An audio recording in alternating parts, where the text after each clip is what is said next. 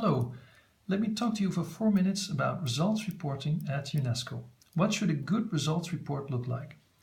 To answer that question, you need to understand UNESCO as a results chain that starts with input. There are two types of input: people or staff and money. This then produces activities, namely the things that UNESCO staff can do with the money they get. For example, they can organize conferences or debates or workshops. And these activities then, they lead to outputs. For example, conferences can lead to the creation of a convention, like the World Heritage Convention. It can even lead to the inscription of World Heritage sites on the World Heritage List, for example. It can also lead to the establishment of guidelines, for example, guidelines on water management.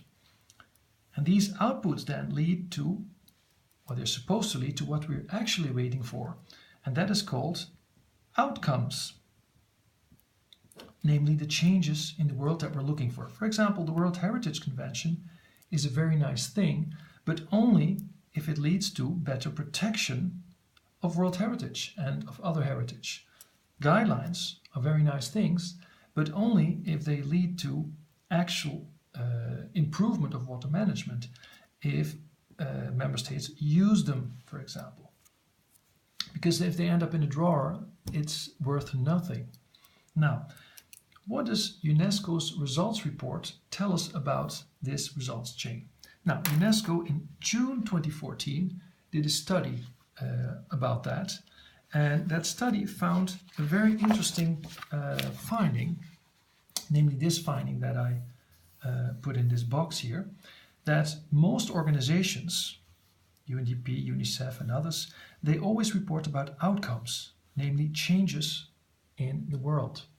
Whereas UNESCO only reports about activities and outputs, meaning not changes in the world, but things that UNESCO does. So in terms of our results chain here, that study found that UNESCO only reports about this part of the results chain, namely the activities and outputs of UNESCO, in other words, the UNESCO world, whereas the other organizations report about the outside world, namely the changes that are happening in the world outside the organization.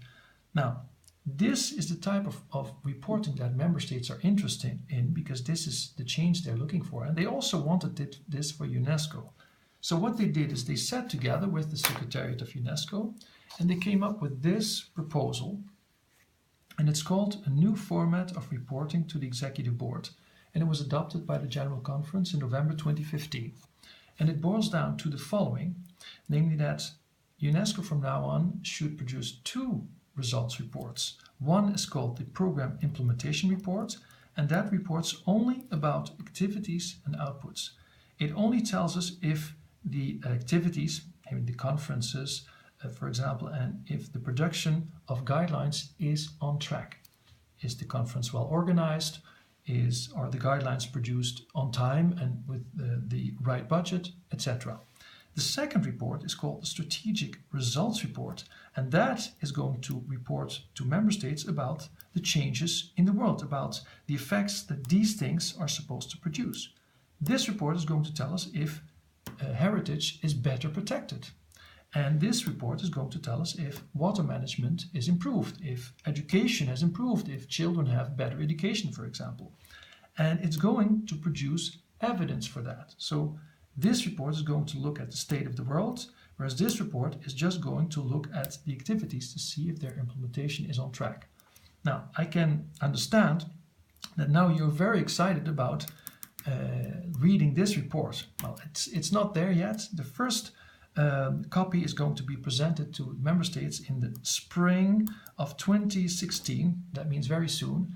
And I promise you that I will update you on it via my Twitter account on Oosteren van. Thank you for your attention.